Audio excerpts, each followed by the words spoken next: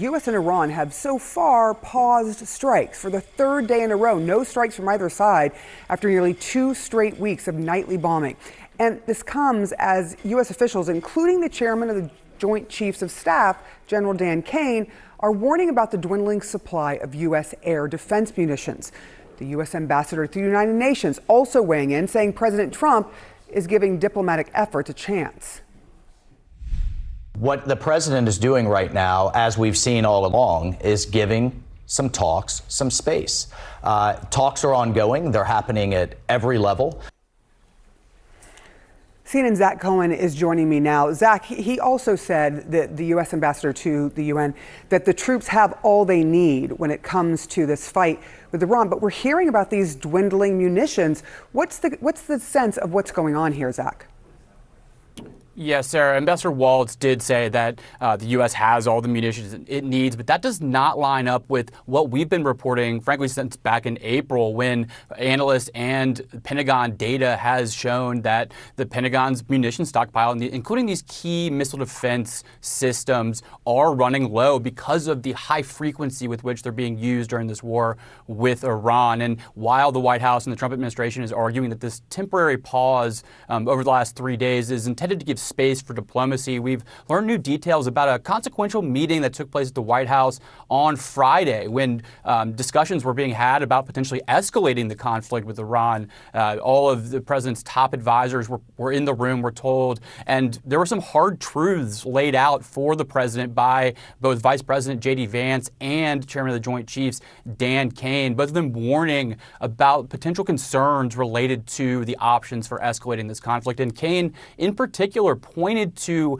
these warnings about the U.S.'s diminishing stockpile of key munitions, saying that if the U.S. continues to use them at the clip that they've been using them so far in this conflict, they may not have enough for the next war, especially if it's against an adversary like China or Russia. Now, this is just one of the concerns, we're told, that was raised during this meeting on Friday that ultimately preceded the ongoing temporary pause. The other concerns that were raised included potentially massive amounts of civilian casualties inside Iran if the U.S. were to follow through with Trump's threat to strike civilian infrastructure, things like power plants and bridges, things of that nature. We're also told that concerns about retaliation against Gulf energy infrastructure and a broader regional escalation were also mentioned. So ultimately, those concerns all taken into account seem to have led to this current pause, but there's still so many questions about whether or not diplomacy can ultimately get back on track and bring an end to this war. This reporting that CNN has, I was just speaking about with Betsy,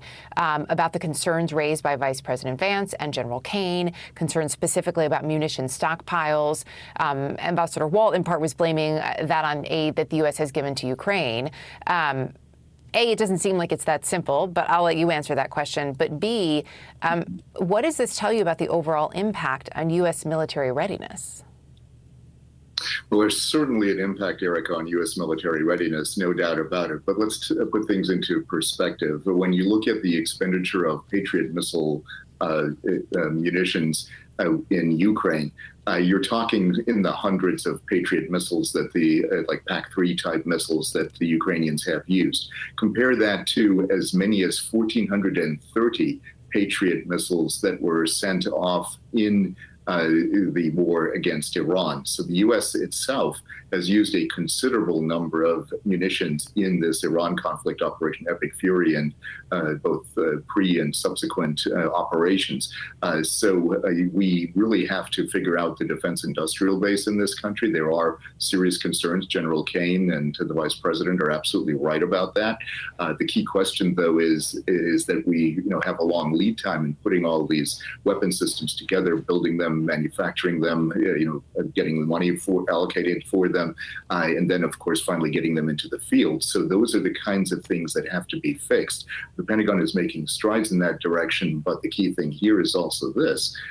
There were efforts under the Biden administration and before even the first Trump administration to do some of this, but there have been some holdups, some of them congressionally induced, some of them bureaucratic inertia that have prevented that. But if the U.S. had decided to focus on Ukraine, for example, instead of Iran, we probably wouldn't be in this situation.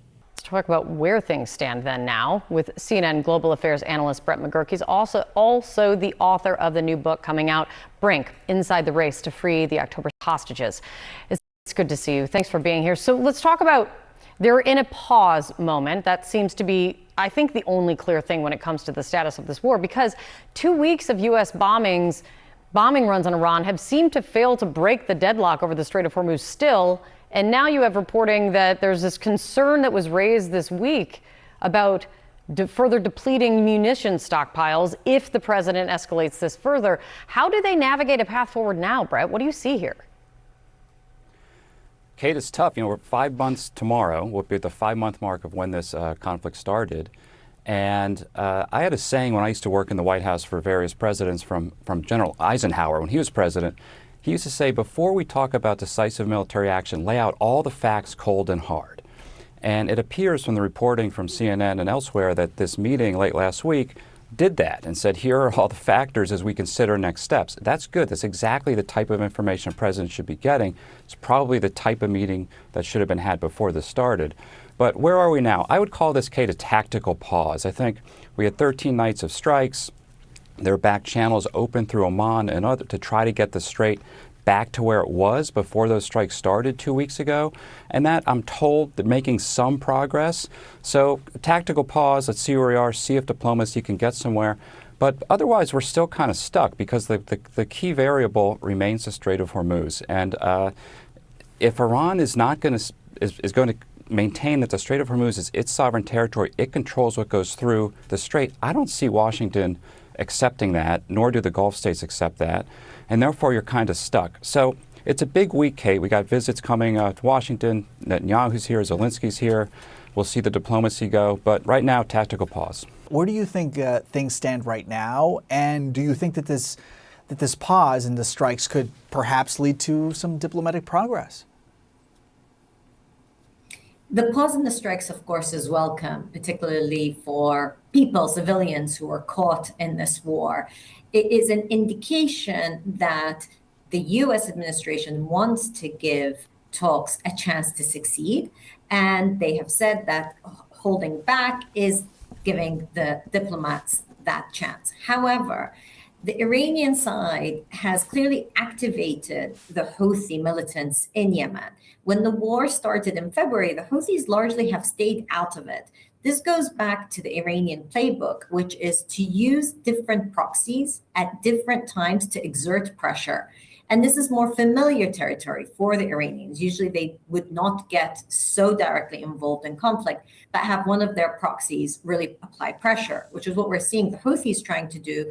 But also we have a couple of militant groups inside of Iraq also now saying that they will enter the fray. So it's a very cautious moment to say that we are at a return to the ceasefire. Not fully there yet, but it has been good to see 3 nights of no direct military action from the American side or the Iranian side.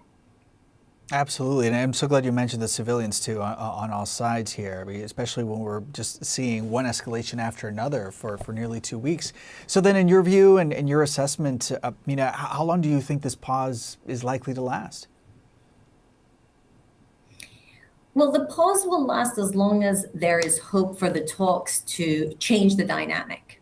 The concern is that the pause only then allows one side or the other to drag it out. There is very little trust from the Gulf here, from the wider Arab world and the US when it comes to the seriousness of the Iranian side to actually bring about a diplomatic resolution. So with very little trust, we don't know how long this can last before, again, this last flare-up started because Iran targeted vessels in the Strait of Hormuz.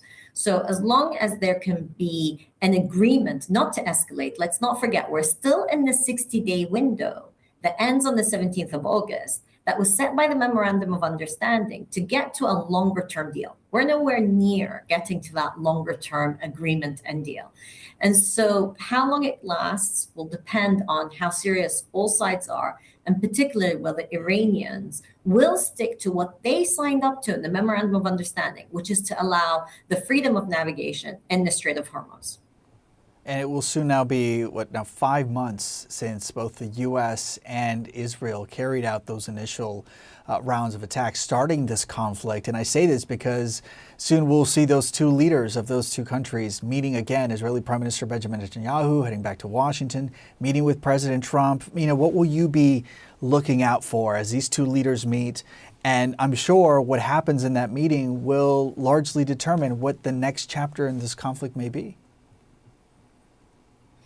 Absolutely. It will be important to see what they come out with in terms of statements, but also what is the strategy when it comes for the American interests in this war, not necessarily the same as the interests of Israel, and particularly Prime Minister Netanyahu, who of course is always thinking about the next elections and what would suit him best as a wartime Prime Minister of Israel. So it'll be important to see not only how they deal with Iran, but also Lebanon has been incredibly important.